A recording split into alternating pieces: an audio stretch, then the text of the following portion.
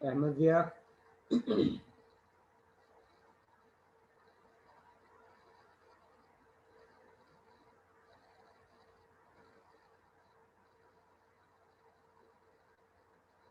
Alishba Present, sir. आमना बीबी,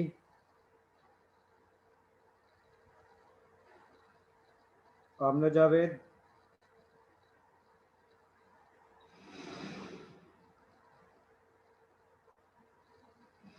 Anam Imtiaz, Present, sir. अरफा अबरार,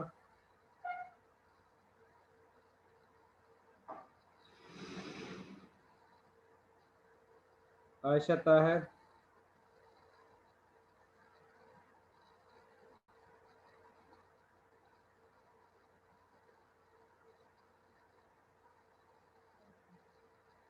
फराज याकूब,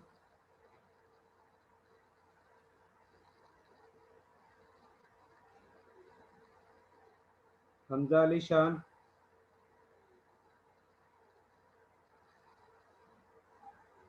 Hamza Javed,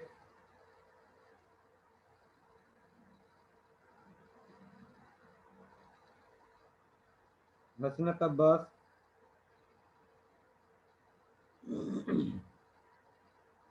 Junaid Ahmed Rabbani,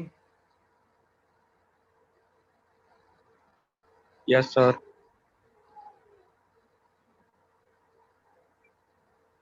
Kulsum Ejaz,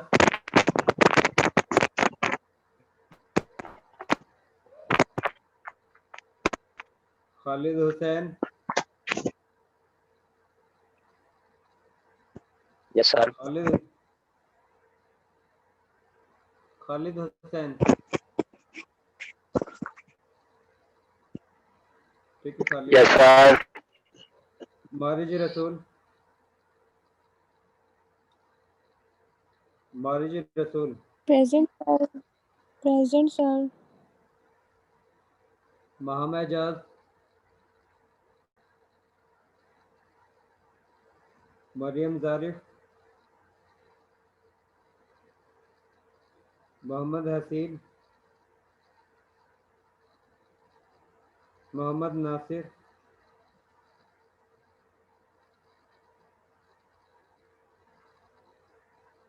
Mohammad Qasim,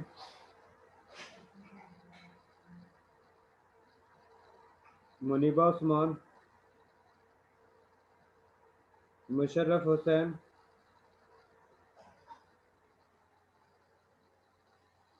Nida Nadeem,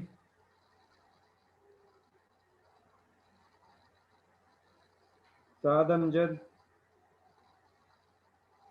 yes sir. साद पहले आपने कोई लैब नहीं ली? सर मैं दूसरी लैब में आता रहा था, जो आपकी दूसरी क्लास होती है उसमें आता था। तो आप इस लैब में हो या दूसरी में हो? इधर ही हूँ सर। आपने उस दिन बताया था मुझे कि इधर हूँ मैं, तो फिर मैं अब इधर आ रहा हूँ। साद क्योंकि आपके दूसरी लैब में कोई आपका नाम नहीं है। नहीं है सर, उस दिन मैंने बोला था आपको कि सर मेरा नाम नहीं बोला था सर, आपने बोला था कि मेरा दूसरा सेक्शन। तो उससे पहले तो आप लोगों की लैब यहाँ पर होती रही है यूनिवर्सिटी के अंदर, उस वक्त फिर किस तरह आपने अटेंड किए लैब?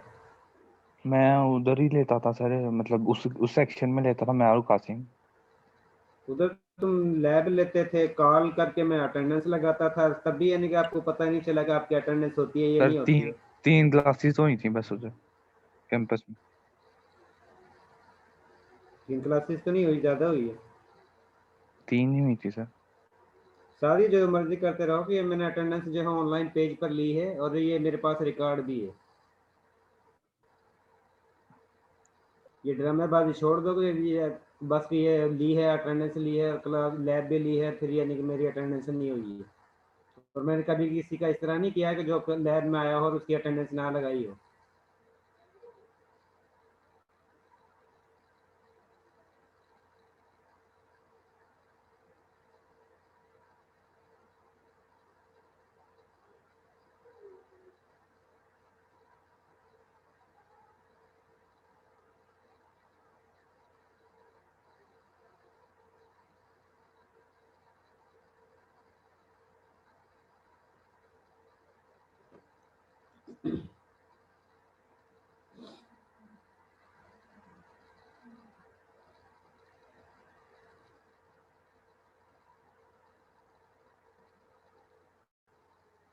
सादिया कयूम,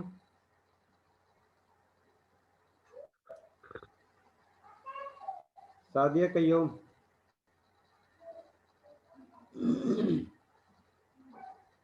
सफा इदरीस,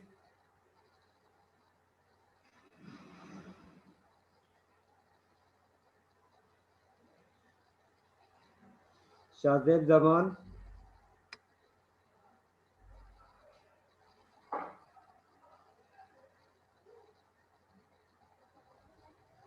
सिदरा नज़ीर, Present, sir. बकार अनवर,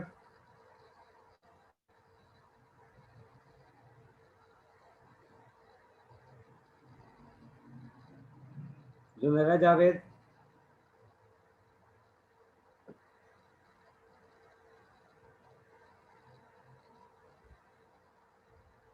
सर जी मेरी राफिया, अटेंडेंस नहीं हुई। राफिया कमल,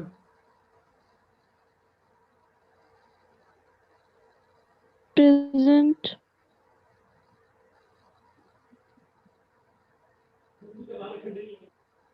मसनूना कासी, Present, sir.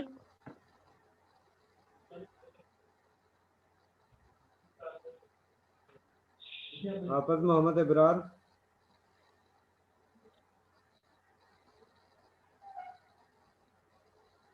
हाफिज मोहम्मद इब्रार,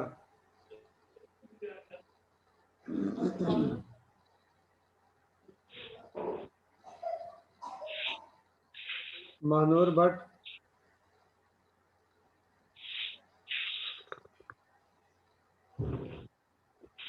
जोहा यासीन,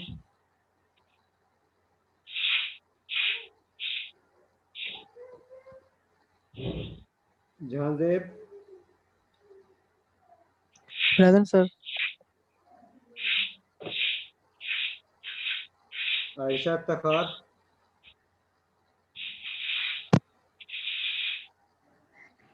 आयशा इफ्तिखार, Present, sir. इनायतुल्लाह,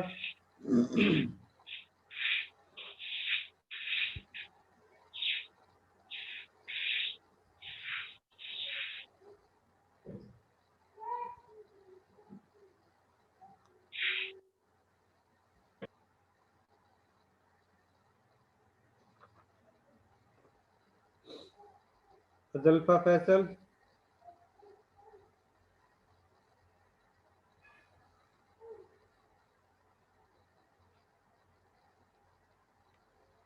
शाहजेब इरशाद,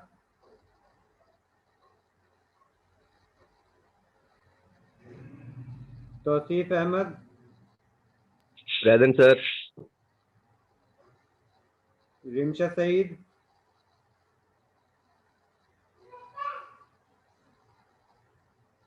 सर वो रिमशा सेठ के माइक का इशू हो रहा है लेकिन वो क्लास में है।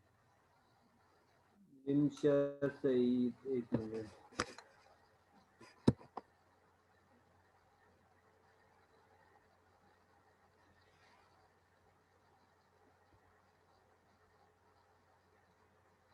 रिमशा के नाम से?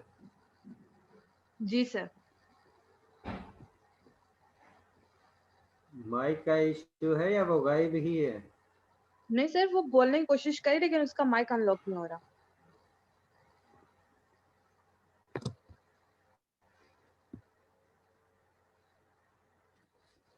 चलो ठीक है, मैं लगा देता हूँ।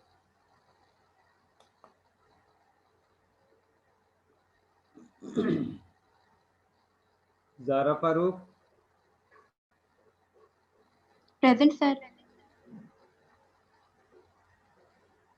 किंजा खालिद। Present sir. मोहम्मद बहजाद अनवर।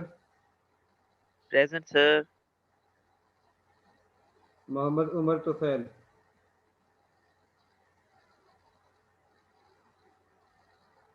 ऐसा स्टूडेंट जिसने बाद में ज्वाइन किया हो, जिसकी अटेंडेंस नहीं हुई। सर उमर हयात। सर शाजिद जुमान। सर मेरी भी अटेंडेंस नहीं हुई। उमर हयात आपकी लगा दी है। इसके बाद Shahzeb Zaman. Thank you sir. Sir Alfa Brar. Sir Inayatullah भी प्रेजेंट है। अरफा अबरार की भी लगा दी है। सर वो कार की शाजिद करेंगे। जुमान। अरफा अबरार के बाद कौन है? वो कार सर। मोहम्मद वकार। नहीं वो सर कार इनायतुल्लाह भी प्रेजेंट है।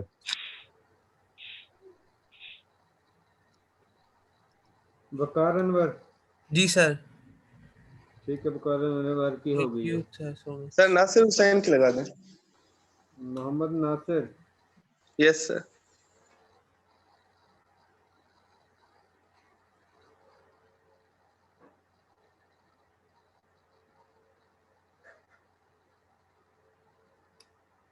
ठीक है, नासिर आपकी भी लगा दी है। सर इनायतुल्लाह के पास लिंक नहीं सर, गया, उसे मेरे- मैंने अभी सेंड किया है, उसकी भी अटेंडेंस लगा दें।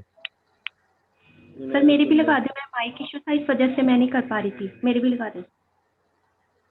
रिमशा आपकी लगा दी है।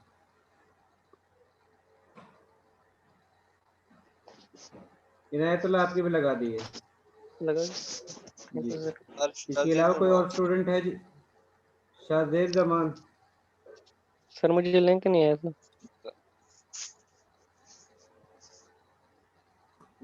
यार मैंने जो लिस्ट है सभी की, जिसमें से अटेंडेंस लगा रहा हूँ उसमें से ही सभी को सेंड किया था। चलो मैं दोबारा देख लेता हूँ। शाजेब जमान। Yes sir.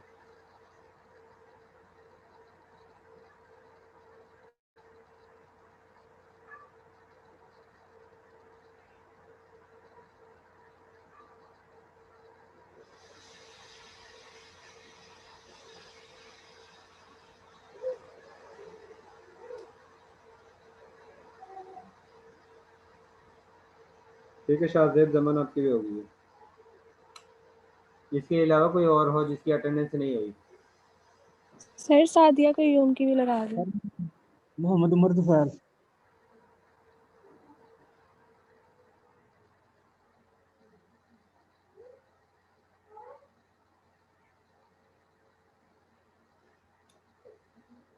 सादिया कयूम की भी हो गई है।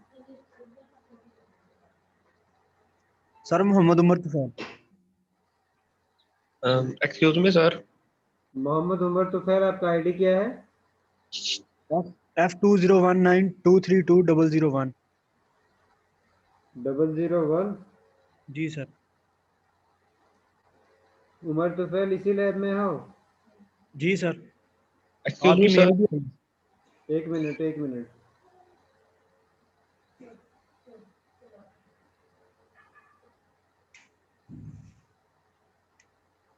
Hello hello.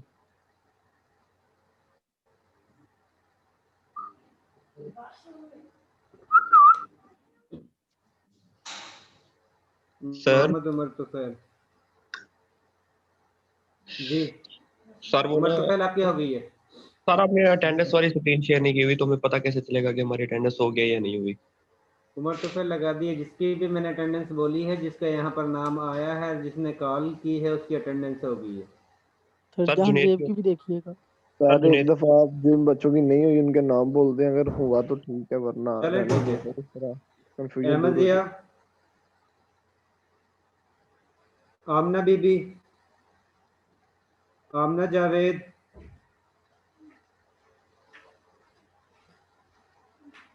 आयशा ताहिर, फराज याकूब, हमजा निशान, हमजा जावेद, हसनत अब्बास, कलसूम एजाज, माहम एजाज, मरियम जारिफ, मोहम्मद हसीब, मोहम्मद कासिम, मुनीबा उस्मान, मुशर्रफ हुसैन, निदा नदीम, सफा इदरीस, जुनैरा जावेद, हाफिज मोहम्मद इबरार, महानूर भट्ट, जोहा यासीन,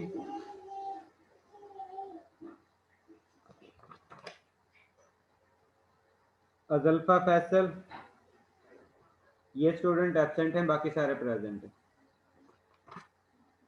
सर जी यूनी ओपन कब हो रही है? नेक्स्ट वीक से। ओके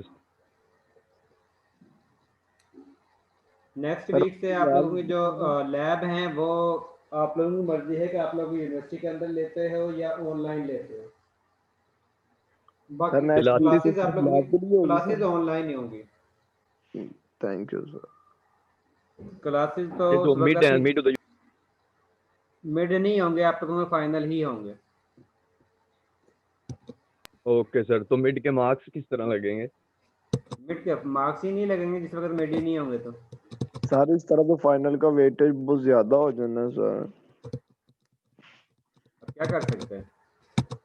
सर कोई प्रोजेक्ट कर लें, कोई इस तरह का नहीं, कोई प्रोजेक्ट सीन। वगैरह नहीं होगा, जो भी यानी यूनिवर्सिटी कहेगी उसके मुताबिक ही चलना है ना, हम अपनी मर्जी से तो नहीं कर सकते।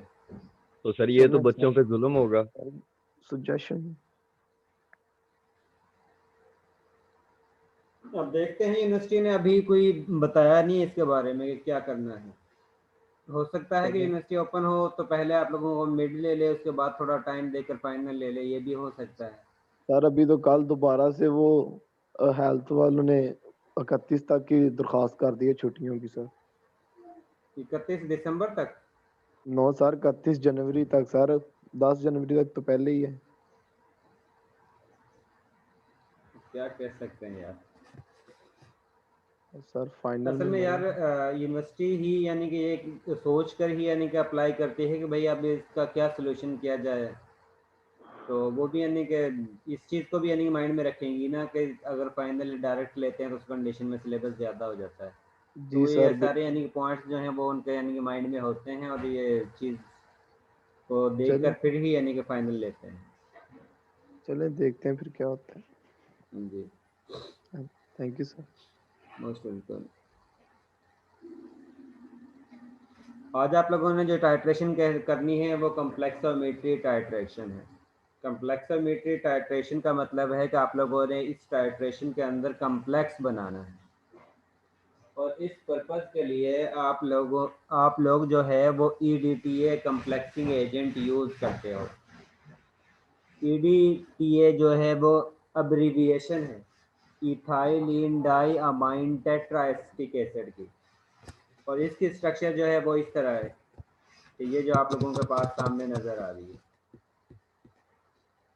अब कम्प्लेक्सिंग एजेंट के लिए सबसे ज़रूरी है कि आप लोगों के पास कंपाउंड के अंदर ऐसा एटम स्ट्रक्चर के अंदर कंपाउंड के स्ट्रक्चर के अंदर ऐसा एटम मौजूद हो जो लोन पेयर को डोनेट कर सके या लोन पेयर को डोनेट करने की कैपेसिटी रखता हो, क्योंकि लोन पेयर को वो डोनेट करेगा तभी वो कोऑर्डिनेट कोवलेंट बॉन्ड बनाएगा, और इस कंडीशन में लिगेंड जो है वो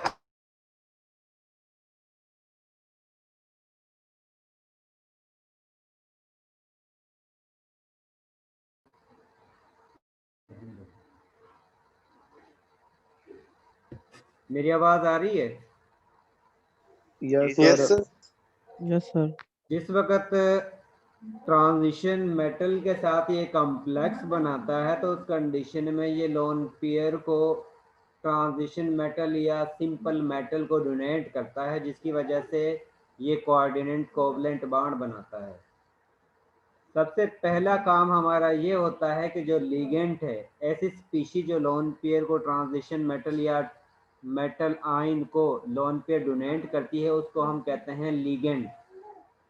और वो लिगेंड एक लोन पेयर भी डोनेट कर सकता है, 2 लोन पेयर भी डोनेट कर सकता है, 3 भी कर सकता है, इससे ज़्यादा भी लोन पेयर डोनेट कर सकता है। और उसकी बेस पर ही हम लिगेंड को monodentate, bidentate, tridentate and polydentate नाम देते हैं कि जो लिगेंड जितने लोन पेयर ट्रांजिशन मेटल या मेटल आयन को डोनेट करेगा, हम उतने ही डेंटेट लिगेंड कहते हैं। अगर एक लोन पेयर डोनेट करेगा तो उसको हम कहेंगे मोनोडेंटेट, क्योंकि मोनो हम एक के लिए यूज करते हैं। इसके बाद अगर वो एक कंपाउंड जो है वो 2 लोन पेयर मेटल को डोनेट करता है तो उसको हम कहते हैं बाइडेंटेट। बाई हम 2 के लिए इस्तेमाल करते हैं, डेंटेट मीन के 2 लोन पेयर वो डोनेट कर रहा है। और ट्राइडेंटेट लिगेंड ऐसा लिगेंड जो 3 लोन पेयर को मेटल आयन को डोनेट करेगा। इसी तरह इससे ज़्यादा लोन पेयर को डोनेट करता है तो उसको हम कहते हैं पॉलीडेंटेट लिगेंड।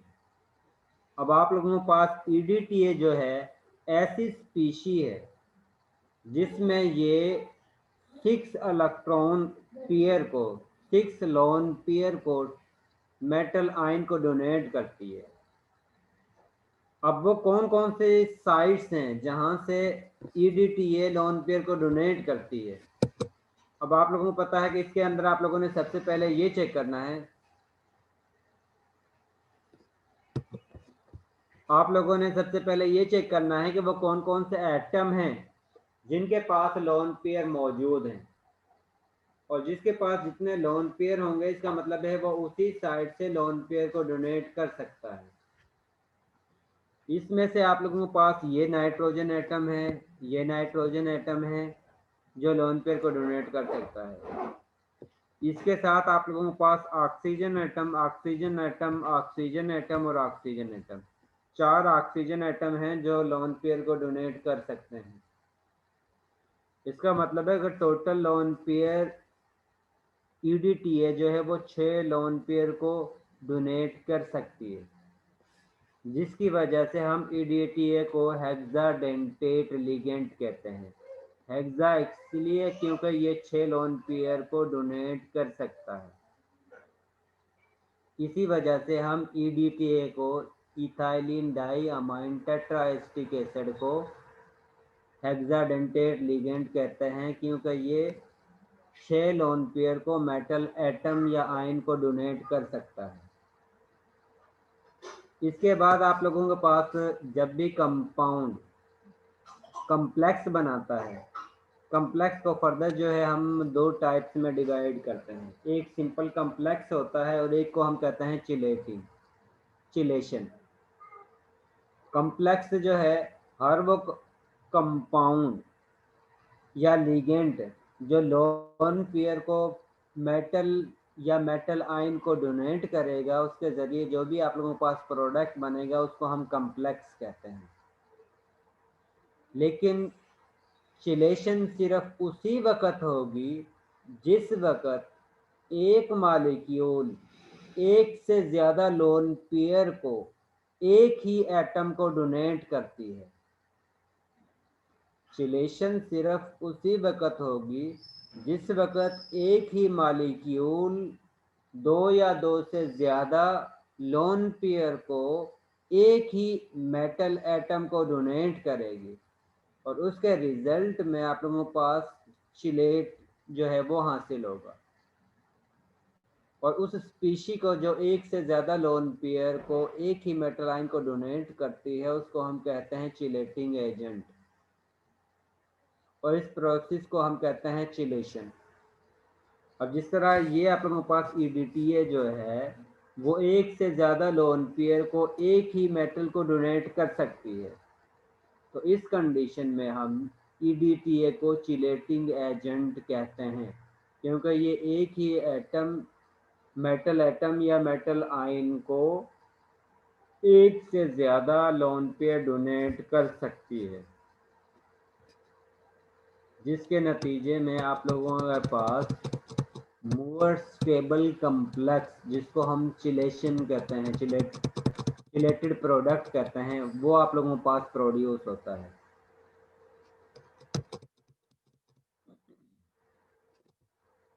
इसके बाद हम इसको एडजस्ट करते हैं पीएच की बेस पर, कि आप लोगों का जो ईडीटी है उसकी पीएच कम या ज़्यादा करने से कंप्लेक्सेशन पर अफेक्ट पड़ता है, क्योंकि अगर आप लोग इसकी पीएच लो करते हो या हाई करते हो तो उस कंडीशन में इलेक्ट्रॉन डोनेटिंग पावर जो है ईडीटीए की या किसी और लिगेंड की वो भी चेंज होती है।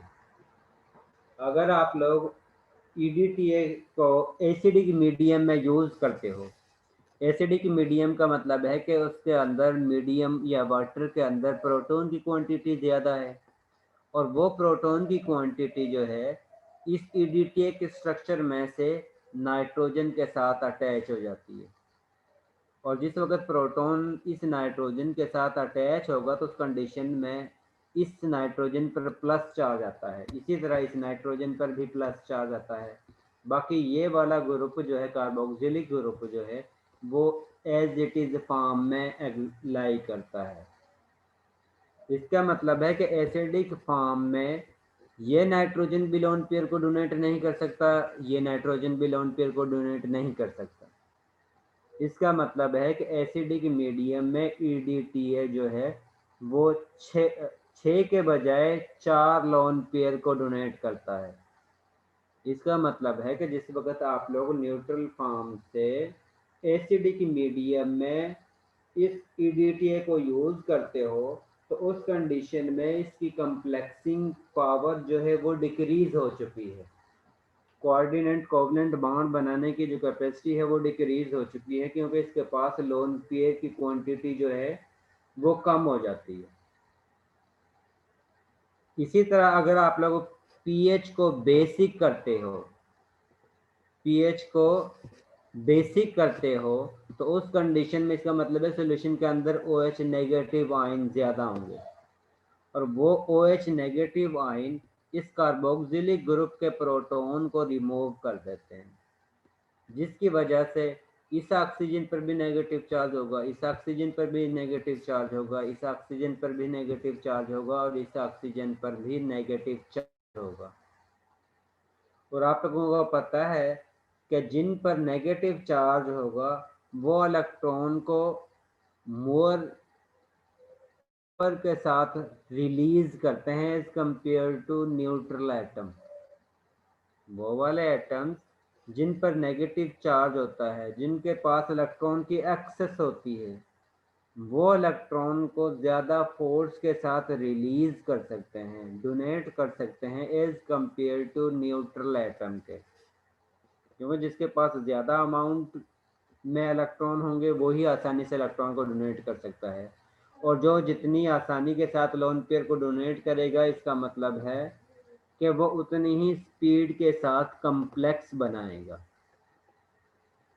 तो इस तरह हम कह सकते हैं किसी भी लिगेंड की कम्प्लेक्सिंग कैपेसिटी को हम पीएच को मेंटेन करके, पीएच को चेंज करके उसकी कैपेसिटी को चेंज कर सकते हैं। अगर हम एसिडिक मीडियम करते हैं तो उस कंडीशन में उसकी कैपेसिटी जो है वो कम, मोस्टली जो है वो कम होगी, और अगर आप लोग ईडीटीए को बेसिक मीडियम में यूज़ करते हो तो उस कंडीशन में उसकी कम्प्लेक्सिंग कैपेसिटी जो है वो ज़्यादा होगी। इसका मतलब है कि जब भी हम सॉल्यूशन की पीएच को चेंज करते हैं तो उस कंडीशन में कम्प्लेक्स बनने की जो कैपेसिटी है वो डिफरेंट आप लोगों के पास हासिल होगी।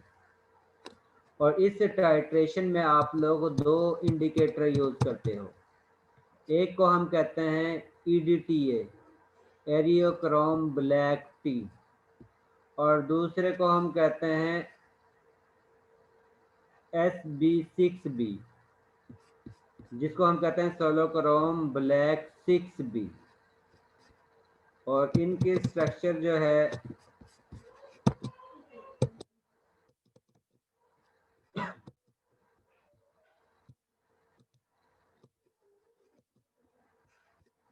ये मेरे ख्याल में लैब में जो PDF फाइल में कन्वर्ट हुई है तो वो मर्ज हो गई है। इसकी स्ट्रक्चर जो है वो डिफरेंट है। आप लोगों के पास ये टोटल स्ट्रक्चर होगी सेम ही, लेकिन ये वाला बाण जो है यहाँ पर स्ट्रक्चर में ये एरर है कि ये वाला बाण यहाँ पर आता है। ये वाला जो बाण है जिसके पास भी लैब मैनुअल है वो लैब मैनुअल में इसको करेक्ट कर ले कि ये वाला जो डबल बाण बनाया हुआ है यहाँ पर सिंगल बाण ही आता है और यहाँ पर जो है आप लोगों के पास डबल बाण हासिल होता है। और एरियोक्रोम ब्लैक टी में ये नाइट्रो ग्रुप जो है वो अटैच नहीं होता है, लेकिन 6B के अंदर ये नाइट्रो ग्रुप इस पोजीशन पर अटैच होता है। बाकी स्ट्रक्चर जो है वो बिल्कुल सेम इसी तरह की होती है। और ये आप लोगों के पास इंडिकेटर रिएक्शन के दौरान आप लोगों ने ये इंडिकेटर यूज करने हैं। जिस वक्त हम जिंक आयन की कंसंट्रेशन फाइंड आउट करते हैं तो उस कंडीशन में हम एरियोक्रोम ब्लैक टी इंडिकेटर यूज करते हैं, और जिस वक्त हम मैग्नीशियम आयन की कंसंट्रेशन को फाइंड आउट करते हैं तो उस पर्पज के लिए हम सोलोक्रोम ब्लैक 6B को इंडिकेटर के तौर पर यूज करते हैं।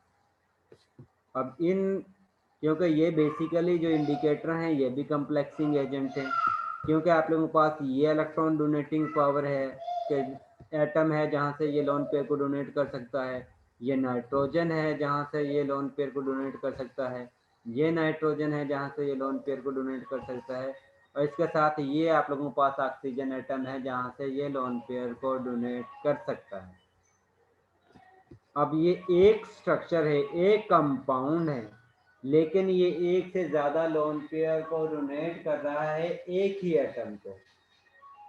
इसका मतलब है कि ये चिलेशन जो है वो कर रहा है। चिलेशन का मतलब है कि ये सारे एटम जो हैं, ये ऑक्सीजन, ये नाइट्रोजन और ये ऑक्सीजन जो है वो एक ही मेटल या मेटल आयन को लोन पेयर को डोनेट कर रहे हैं। इसी तरह सिर्फ फर्क कितना है EBT और SB6B में कि ये नाइट्रो ग्रुप जो है एक में नाइट्रो ग्रुप अटैच है और एक में नाइट्रो ग्रुप अटैच नहीं है। और आप लोगों को पता है कि नाइट्रो ग्रुप जो है वो इलेक्ट्रॉन विदड्राइंग स्पीशी है, इलेक्ट्रॉन को अपनी तरफ ज़्यादा फोर्स के साथ अट्रैक्ट करती है। जिसमें ये नाइट्रोजन ग्रुप अटैच होगा, जिसमें 6B में ये नाइट्रो ग्रुप अटैच होता है, तो उस कंडीशन में ये नाइट्रो ग्रुप इस रिंग में से इलेक्ट्रॉन को अपनी तरफ अट्रैक्ट करता है। जिस वक्त ये रिंग में से अपनी तरफ अट्रैक्ट करेगा तो ये वाली रिंग इस सेकंड रिंग में से इलेक्ट्रॉन को अपनी तरफ अट्रैक्ट करेगी। जिस वक्त ये रिंग इसमें से इलेक्ट्रॉन को अपनी तरफ अट्रैक्ट करेगी तो इसका मतलब है कि इस ऑक्सीजन के पास से और इस नाइट्रोजन के पास से ये रिंग जो है इलेक्ट्रॉन को अपनी तरफ अट्रैक्ट करेगी। और जिस वक्त ये रिंग इस ऑक्सीजन के पास से और इस नाइट्रोजन के पास से इलेक्ट्रॉन को अपनी तरफ अट्रैक्ट करती है, तो इसका मतलब है कि ये नाइट्रोजन और ये ऑक्सीजन इतनी ज़्यादा पावर के साथ लोन पेयर को ट्रांजिशन मेटल को डोनेट नहीं कर पाते, जिसकी वजह से इनकी कम्प्लेक्सिंग कैपेसिटी जो है वो डिक्रीज हो जाती है। और उस केस में जिसमें ये नाइट्रो ग्रुप अटैच नहीं है तो उस कंडीशन में ये रिंग जो है या ये नाइट्रोजन और ऑक्सीजन जो है वो आसानी से लोन पेयर को डोनेट कर सकते हैं। अब इस केस में जिस तरह आप लोगों ने DTA में चेक किया था कि आप लोग pH को चेंज करते हैं तो उस कंडीशन में उसकी कम्प्लेक्सिंग कैपेसिटी जो है वो चेंज होती है। इसी तरह इस केस में भी इनकी कम्प्लेक्सिंग कैपेसिटी चेंज होती है। कम्प्लेक्स बनाने की जो एबिलिटी है वो चेंज होती है जिस वक्त आप लोग pH को चेंज करते हो। और इसको हम मोस्टली बेसिक मीडियम में यूज़ करते हैं। बेसिक मीडियम में क्यों यूज़ करते हैं? क्योंकि बेसिक मीडियम में ये ज़्यादा आसानी के साथ कॉम्प्लेक्स बना सकता है। और वो किस तरह बना सकता है? जिस वक्त आप लोग इसको बेसिक मीडियम में यूज़ करते हो तो उस कंडीशन में ये फिनोलिक ग्रुप जो है वो फिनोलेट आयन में कन्वर्ट हो जाता है, यानी कि इस ऑक्सीजन पर भी नेगेटिव चार्ज होगा और इस ऑक्सीजन पर भी नेगेटिव चार्ज होगा। तो जिस तरह मैंने आप लोगों को बताया है कि जिस वक्त एटम जो है वो नेगेटिवली चार्ज होता है, जिसके पास इलेक्ट्रॉन की एक्सेस होती है, वो ज़्यादा फोर्स के साथ इलेक्ट्रॉन को रिलीज कर सकता है, ज़्यादा आसानी के साथ इलेक्ट्रॉन को रिलीज कर सकता है as compare to neutral atom. इसी वजह से हमने जिस वक्त टाइट्रेशन करवानी है, कॉम्प्लेक्सोमेट्री टाइट्रेशन करवानी है, तो उस कंडीशन में हम मीडियम को बेसिक यूज़ करते हैं, यानी कि स्लाइटली उसकी पीएच को ग्रेटर देन 7 यूज़ करते हैं। आज आप लोगों को जो एक्सपेरिमेंट है उसका प्रोसीजर ये है कि आप लोगों ने सबसे पहले 10 ml जिंक सल्फेट का सॉल्यूशन लेना है और उसके अंदर आप लोगों ने 2 या 3 ml buffer solution, basic buffer solution add करना है। अब बेसिक बफर सॉल्यूशन ऐड करने का पर्पस क्या है? ताकि आप लोगों का सॉल्यूशन जो है वो बेसिक हो, एसिडिक ना हो, क्योंकि आप लोगों ने देखा है कि जिस वक्त आप लोग बेसिक मीडियम यूज़ करते हो तो उस कंडीशन में कम्प्लेक्सेशन ज़्यादा स्पीड के साथ होती है, कम्प्लेक्स फॉर्मेशन जो है वो ज़्यादा स्पीड के साथ होती है। इसके बाद आप लोग टाइट्रेटिंग फ्लास्क में 2-3 ड्रॉप्स इंडिकेटर के ऐड करते हो और जिंक आयन की कंसंट्रेशन फाइंड आउट करने के लिए आप लोग एरियोक्रोम ब्लैक टी इंडिकेटर यूज़ करते हो। आप लोग ब्यूरेट के अंदर EDTA ऐड करते हो और उसके बाद आप लोग कंटिन्यूसली ऐड करते जाते हो उस वक्त तक जिस वक्त तक आप लोगों के पास ब्लू कलर अपीयर नहीं होता। जिस वक्त आप लोगों के पास स्काई ब्लू या ब्लू कलर अपीयर होगा, इसका मतलब है कि आप लोगों की टाइट्रेशन कंप्लीट हो चुकी है और उस कंडीशन में आप लोगों ने वॉल्यूम जो है वो नोट कर लेना। सबसे पहले आप लोगों ने जिंक सल्फेट का सॉल्यूशन 10 ml लेना है, उसमें 2 या 3 ml आप लोगों ने buffer solution, basic buffer solution जिसकी pH 10 है उसको ऐड करना है। उसके बाद आप लोगों ने तो 2-3 ड्रॉप जो है वो EBT के ऐड करने हैं। उसके बाद आप लोगों ने ब्यूरेट के अंदर EDTA को ऐड करना है और उसके बाद EDTA को ड्रॉप वाइज टाइट्रेटिंग फ्लास्क के अंदर ऐड करना है उस वक्त तक जिस वक्त तक आप लोगों के पास ब्लू कलर अपीयर नहीं होता।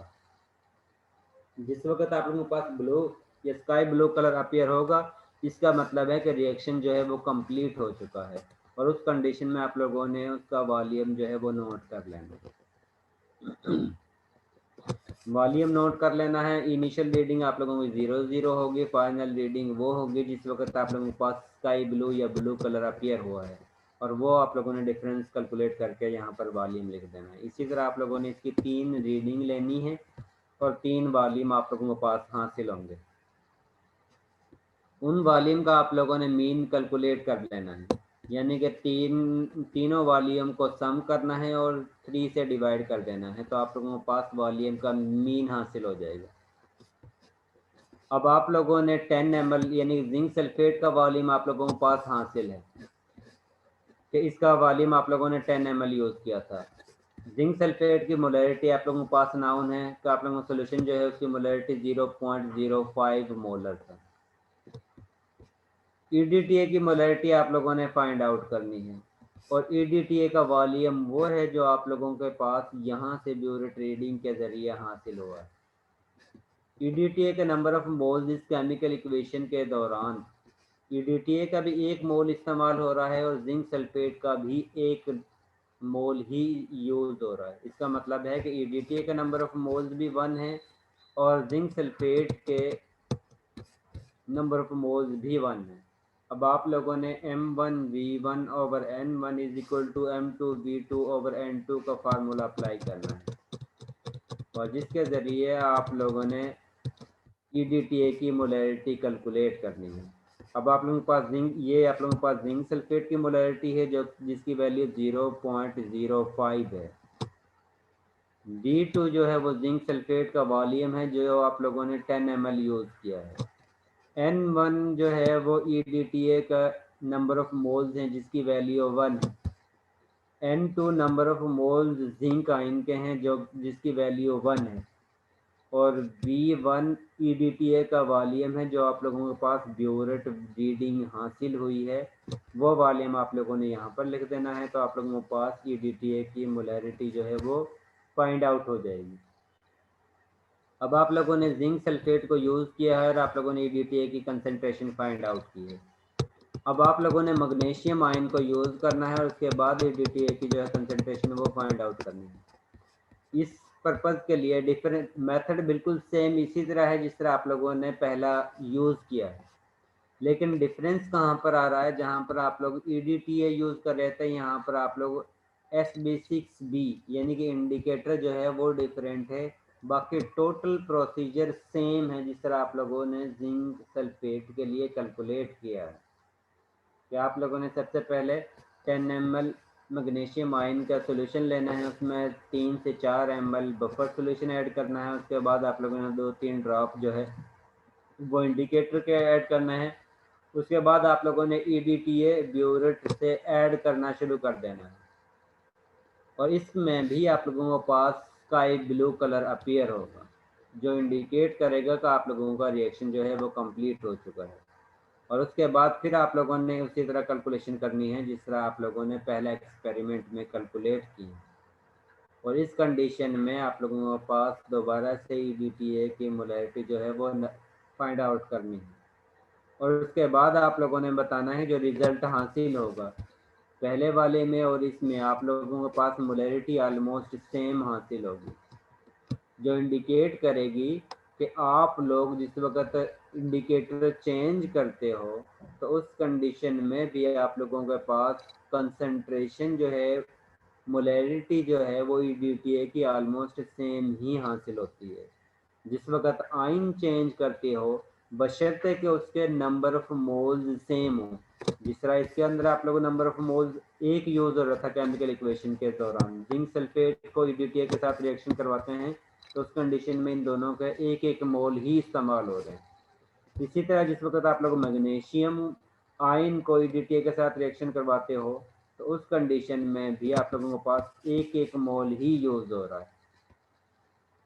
ठीक है, तो इसका मतलब है कि जिस वक्त आप लोगों के पास मेटल आयन के कंसंट्रेशन नंबर ऑफ मोल्स जो हैं वो सेम होंगे तो उस कंडीशन में आप लोगों के पास EDTA की मोलैरिटी जो है वो ऑलमोस्ट सेम हासिल होगी और यही आप लोगों का रिजल्ट होगा। इसके बाद मैं आप लोगों को एक वीडियो दिखाता हूं जिसमें इसकी टाइट्रेशन जो है वो की हुई है और जिसका रिजल्ट जो है वो भी शो किया हुआ है।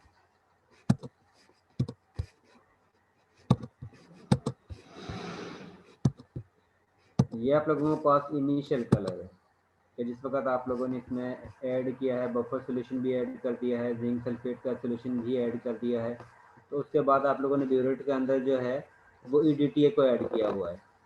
जिस वक्त आप लोग EDTA के सोल्यूशन को इसमें ऐड करते हो तो उसके बाद इसका कलर जो है वो स्काई ब्लू में कन्वर्ट होगा और जिस वक्त इसका कलर जो है वो स्काई ब्लू में कन्वर्ट होगा इसका मतलब है कि रिएक्शन जो है वो कंप्लीट हो चुका है।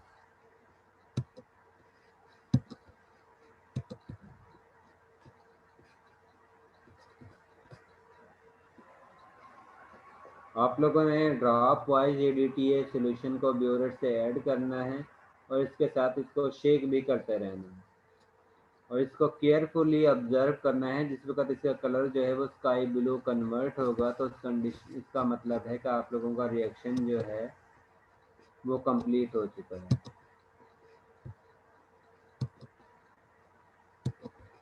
ये देखें अब इसका कलर जो है वो स्काई ब्लू में कन्वर्ट होना शुरू हो गया और जिस वक्त इसका कलर जो है वो कंप्लीट स्काई ब्लू में कन्वर्ट हो जाएगा तो वो रिएक्शन वो पॉइंट जो है वो आप लोगों का एंड पॉइंट होगा। ये देखें स्काई ब्लू में से कलर जो है वो चेंज हो गया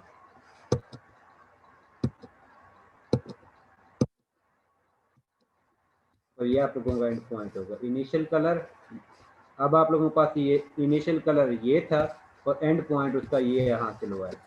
जो इंडिकेट करता है कि आप लोगों का रिएक्शन जो है वो कंप्लीट हो चुका है।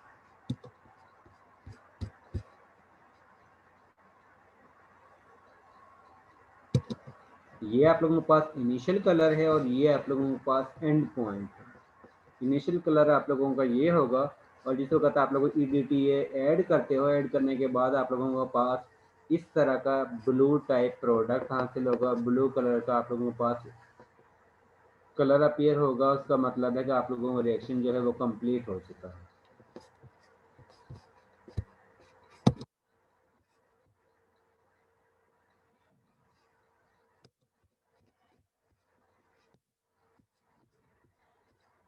इसमें से अगर किसी ने कुछ पूछना है तो वो पूछ सकता है।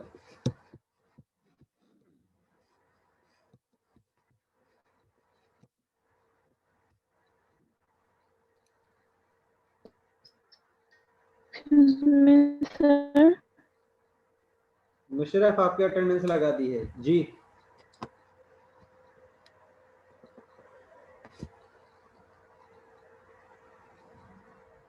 जी किसी ने कुछ पूछना है तो सर मैंने पूछ लें। पूछना था सेल्फ इंडिकेटर्स और एक्सटर्नल इंडिकेटर्स हम क्या होते हैं और हम कब ऐड करते हैं? सेल्फ इंडिकेटर ऐसी सर स्पीशी मैंने होती है। सेल्फ इंडिकेटर और एक्सटर्नल इंडिकेटर्स का पूछना था, हम कब ऐड करते हैं और क्या होते हैं ये? सेल्फ इंडिकेटर ऐसा स्पीशी होती है जो रिएक्शन के अंदर इस्तेमाल भी होती है और इसके साथ आप लोगों को इंडिकेट भी करती है कि आप लोगों का रिएक्शन कंप्लीट हो रहा है या कंप्लीट नहीं हो रहा, ये भी बताती है। एक्सटर्नल इंडिकेटर हम उस वक़्त यूज़ करते हैं जिस वक़्त आप लोगों के रिएक्शन के दौरान कोई भी इंडिकेशन ना हो रही हो कि आप लोगों का रिएक्शन कंप्लीट हो चुका है या नहीं हो रहा। सेल्फ इंडिकेशन रिएक्शन के अंदर ही जो रिएक्टिंग स्पीशी है वो खुद इंडिकेट करती है कि आप लोगों को रिएक्शन हो चुका है और उस स्पीशी को हम कहते हैं सेल्फ इंडिकेटर, जो रिएक्शन भी कर रही है और ये भी इंडिकेट कर रही है कि आप लोगों का रिएक्शन कंप्लीट हो चुका है। और एक्सटर्नल इंडिकेटर उस स्पीशी को कहते हैं जिन और उन रिएक्शन के दौरान यूज़ करते हैं जिनमें हमें पता ही नहीं चलता कि रिएक्शन कंप्लीट हो चुका है या नहीं हुआ है, क्योंकि इंडिकेटर का बेसिक पर्पस हमें ये बताना है कि रिएक्शन कंप्लीट हुआ है या नहीं हुआ है। अगर मॉलिक्यूल जो आप लोगों ने रिएक्टेंट स्पीशी यूज़ की हैं वो खुद ही बता देंगे कि रिएक्शन कंप्लीट हो गया है या नहीं हुआ है, तो उस कंडीशन में हम उस रिएक्टिंग स्पीशी को कहते हैं सेल्फ इंडिकेटर और उस दौरान हम एक्सटर्नल इंडिकेटर को यूज़ ही नहीं करते हैं। एक्सटर्नल इंडिकेटर को उस वक्त यूज़ करते हैं जिस दौरान जिन रिएक्शन के दौरान हमें पता ही नहीं चलता कि रिएक्शन कंप्लीट हो रहा है या नहीं हो रहा है। वो वाले रिएक्शन जिनका रिएक्शन तो होता है लेकिन हमें पता नहीं चलता कि रिएक्शन हुआ है या नहीं हुआ है, उनको हम चेक करने के लिए एक्सटर्नल इंडिकेटर यूज़ करते हैं। और उस एक्सटर्नल इंडिकेटर का ये फ़ायदा होता है कि वो हमें बता देता है कि रिएक्शन कंप्लीट हो चुका है या नहीं हुआ है। ठीक है राफिया, अगर सेल्फ इंडिकेटर ही रिएक्टेंट के अंदर मौजूद होगा तो हम एक्सटर्नल इंडिकेटर की हमें ज़रूरत ही नहीं पड़ती है, क्योंकि हमें इंटरनल मटेरियल से ही पता चल जाता है कि रिएक्शन कंप्लीट हो चुका है या नहीं हुआ है। मुशर्रफ आपकी अटेंडेंस लगाती है जी। सर तो ये वाले रिएक्शंस हैं ये भी तो सर ऑक्सीडेशन रिडक्शन रिएक्शन ही है ना? लेकिन इनकी रिएक्शन का इंडिकेशन नहीं होती है। अगर इंडिकेशन हो जाती है तो हमें उधर से ही पता चल जाता है कलर वेरिएशन से कि रिएक्शन हो गया है, उसमें फिर हम एक्सटर्नल इंडिकेटर यूज़ ही नहीं करते। ऑक्सीडेशन रिडक्शन रिएक्शन है लेकिन कलर वेरिएशन हमें पता नहीं चलता है। Okay sir.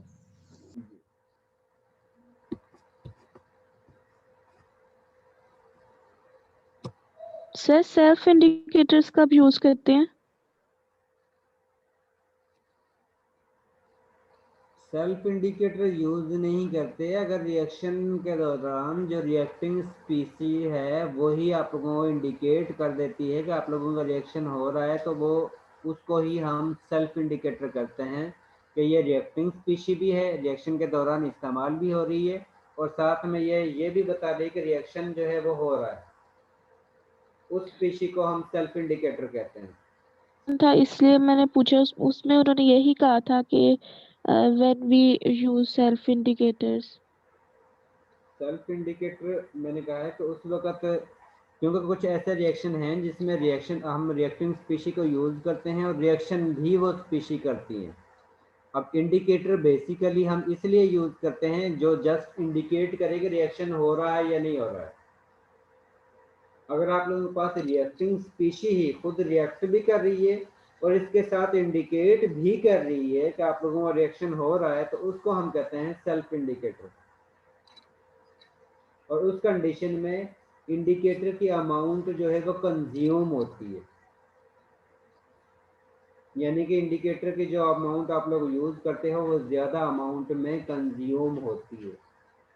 लेकिन जो आप लोग एक्सटर्नल इंडिकेटर यूज करते हो वो बहुत ही स्लाइटली अमाउंट में आप लोग यूज करते हो, क्योंकि जस्ट उसने रिएक्शन में इन्वॉल्व नहीं होना, सिर्फ उसने ये इंडिकेशन करनी होती है कि आप लोगों का रिएक्शन कंप्लीट हो चुका है या कंप्लीट नहीं हुआ है। अगर हम सेल्फ यूज करते हैं तो उस कंडीशन में ज़्यादा कंपाउंड जो है, ज़्यादा इंडिकेटर की अमाउंट जो है वो कंज्यूम होगी, क्योंकि ये मोस्टली जो है वो ज़्यादा ही एक्सपेंसिव होते हैं केमिकल जो है। इसलिए हम कोशिश करते हैं कि उन केमिकल को यूज़ करें जिनमें खर्चा कम हो और आप लोग सीख भी ज़्यादा सको। ठीक है ओके सर। जी।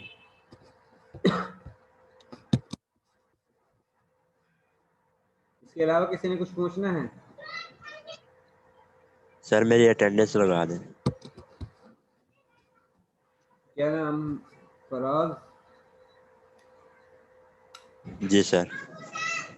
फराज याकूब, ठीक है, फराज लगा दिए। ओके इसके सर। अलावा तो कोई स्टूडेंट नहीं है जिसकी अटेंडेंस नहीं हुई?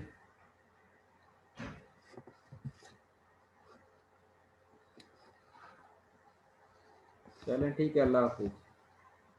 अल्लाह हाफिज।